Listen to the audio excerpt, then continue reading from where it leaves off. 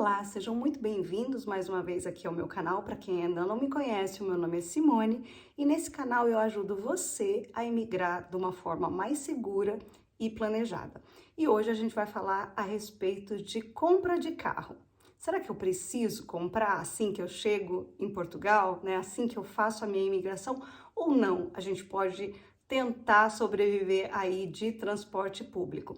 Primeiro eu vou contar um pouquinho da minha história, de como que foi, porque eu também tive, a princípio, essa ideia de que vou usar o transporte público. E eu vivo desde 2018 aqui em Braga, a terceira maior cidade de Portugal, onde os transportes públicos deveriam funcionar de uma maneira adequada. Eu vou dizer para vocês, vou contar aqui um pouquinho para vocês como que foi a minha decisão, o que eu decidi de início, quanto tempo durou essa decisão e o que a gente teve que fazer depois, e vou explicar exatamente o porquê que isso aconteceu. Mas antes, como sempre, os avisos. Se inscrever, clicar aí no gosto para que o YouTube possa recomendar os meus vídeos aí para outras pessoas que buscam pelo mesmo conteúdo. E me seguir lá no Instagram, onde eu coloco praticamente todos os dias várias questões que vocês mesmos trazem para mim. Outra coisa muito importante, hoje é domingo, tô colocando aqui esse vídeo, inclusive gravando aqui na sala de casa.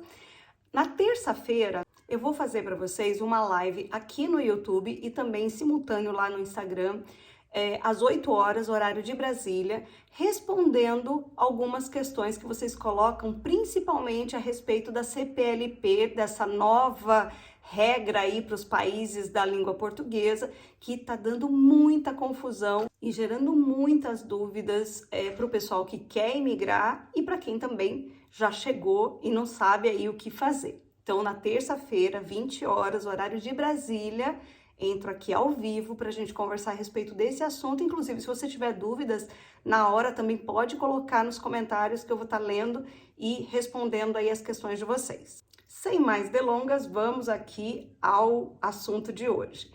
Comprar ou não comprar carro assim que chega em Portugal. Dá para viver aqui sem carro? Vou explicar para vocês.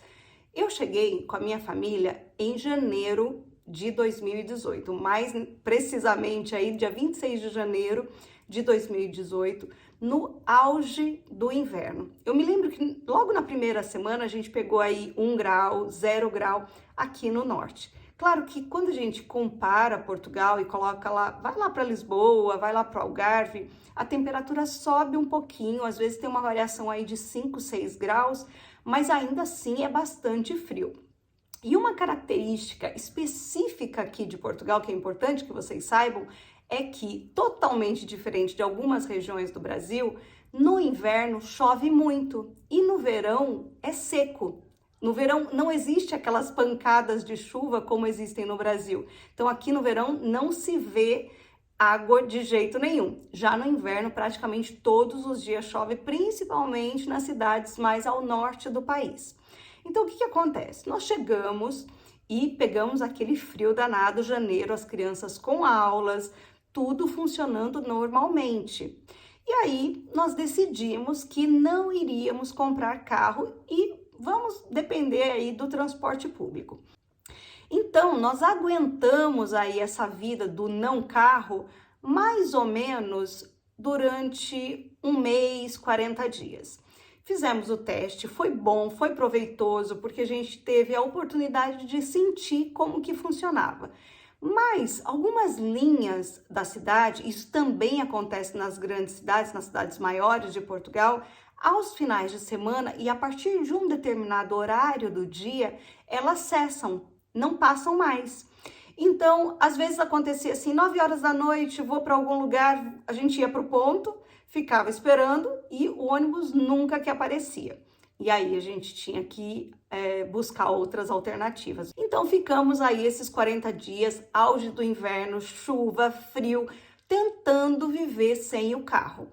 Mas quando que isso era um impeditivo para a gente? Nós somos uma família com vários filhos. E aí chegavam os finais de semana. E o que as crianças querem fazer no fim de semana? Ficar em casa? Não, querem passear.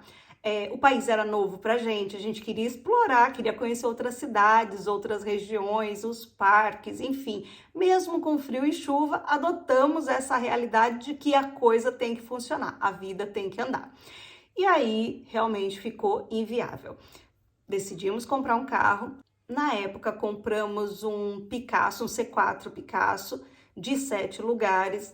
Na ocasião, eu acho, se eu não estou enganada, nós compramos mais ou menos por uns 7.000 euros. Era um carro com 10 anos de uso e com um único dono. O carro realmente estava perfeito, impecável.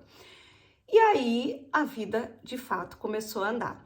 Porque aonde você vai ter mais dificuldades em relação a transporte público, principalmente se você tem crianças, se você tem filhos, na hora de passear, de fato é muito difícil você conseguir de transporte público, porque é um caos.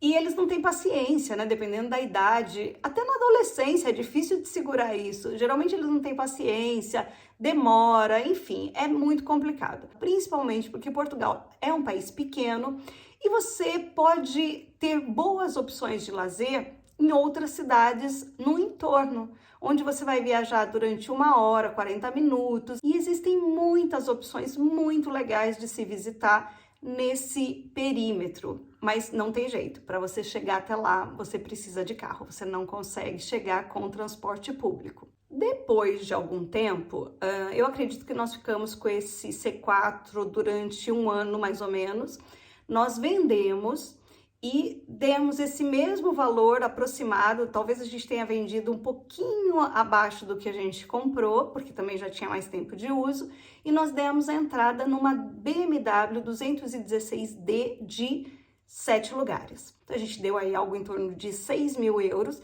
e financiamos essa diferença diretamente no nosso banco. E pagávamos na época 218 euros mensais de prestações. Era um financiamento baseado num empréstimo pessoal, não era vinculado ao carro, não era um leasing vinculado ao carro. Então, se eu quisesse vender o carro e pegar o dinheiro para mim, eu poderia sem ter que quitar esse financiamento. Eu poderia fazer essa negociação porque este carro não estava vinculado, essa parcela, esse financiamento não estava vinculado ao carro. Lógico que nesse caso, a taxa de juros acaba sendo um pouco maior. Mas na ocasião a gente achou que essa fosse a forma mais fácil, a gente já tinha relacionamento com o banco, fizemos dessa forma. Alguns anos depois, eu fui numa loja de carros usados e acabei conhecendo o A180 da Mercedes. Fui até essa loja e eu fiquei, gente, apaixonada pelo carro, apaixonada. Eu falei, quero esse carro um dia para mim. Só que, obviamente, naquela época eu não tinha condições de comprar, então ele ficou lá guardadinho, lá nos meus planos, nos meus sonhos. Eu falei, um dia eu vou ter esse carro. Passou mais algum tempo e aí eu consegui, através da minha empresa, eu tenho uma empresa aqui em Portugal, ela existe desde 2017, antes mesmo de eu mudar para Portugal, essa empresa de imigração, que vocês já conhecem. E aí, o que aconteceu? Eu consegui, através dessa empresa, fazer um contrato de renting. É uma locação desse carro com possibilidade de compra no final. Como que funciona esse processo de renting aqui em Portugal?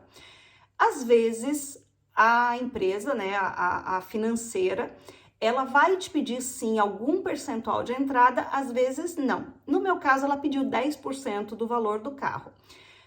Aqui também tem uma diferencinha, tá? Quando você compra pela empresa, o carro fica um pouquinho mais barato, mas não assim como no Brasil, não nessa proporção. O que aconteceu? Eu dei 10% do valor, na ocasião o carro valia, ou seja, final de 2020, 35.000 euros, então dei 3.500 euros de entrada e fui pagando o renting, o aluguel desse carro. E aí o que acontece no final desse contrato? Então são 4 anos de contrato e ao final desse contrato eu tenho a opção de comprar esse carro, pagar a diferença e comprar esse carro, ou então devolver e pegar um novo, fazer um novo contrato. Numa outra oportunidade, eu vou trazer aqui para vocês um problema que eu tive com a Mercedes, um problema muito sério. Eu estive em Barcelona no verão do ano passado, peguei uma enchente totalmente inesperada e o carro parou de funcionar. A Mercedes ficou com o meu carro 6 meses, ou seja, eu fiquei 6 meses sem esse carro, mas isso é tema para um outro vídeo. Foi assim um caos, tanto com a Mercedes quanto com a seguradora. Se eu contar, eu falo que ninguém acredita, porque realmente foi um caos. Mas isso é tema para outro vídeo, porque senão isso aqui vai ficar muito longo. Depois de um tempo, tive a necessidade, meus filhos já grandes, né?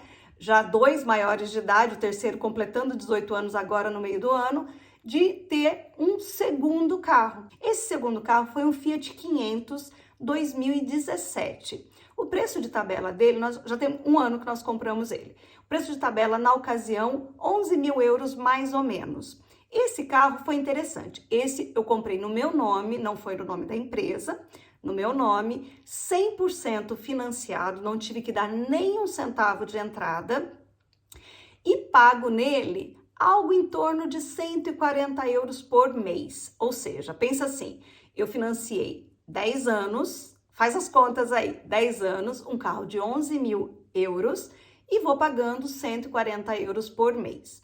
Aí você vai falar, Simone, então tem juros? Sim, tem juros, obviamente. Entretanto, a qualquer momento eu posso fazer a venda desse automóvel, quitar esse financiamento, trocar de carro, enfim, eu tenho flexibilidade para isso, eu não estou presa a ele.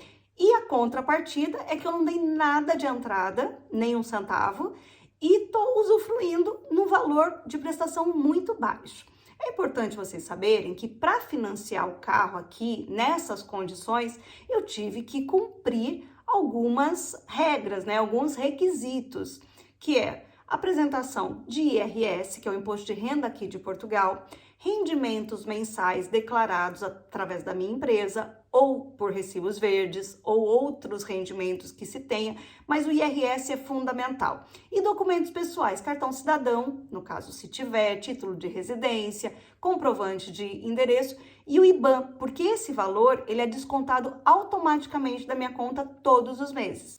Então, gente, eu quis trazer para vocês não só a informação se era necessário ou não ter um carro aqui em Portugal, mas também como que foi esse processo de compra, para que vocês tenham uma ideia e possam também se planejar para isso. Espero que vocês tenham gostado. Eu comecei aqui o vídeo, o tempo estava mais claro, agora já está começando a escurecer, mas tá aí, tô usando luz natural hoje. Espero que vocês tenham gostado, espero que tenha ajudado na informação. Compartilha com quem você sabe que tem interesse de vir para Portugal e tá com essa dúvida aí se compra carro, se não compra carro. E se você gostou, não esquece de dar o like que ajuda muito o canal. Obrigada mais uma vez pela presença de vocês aqui comigo e até o próximo vídeo.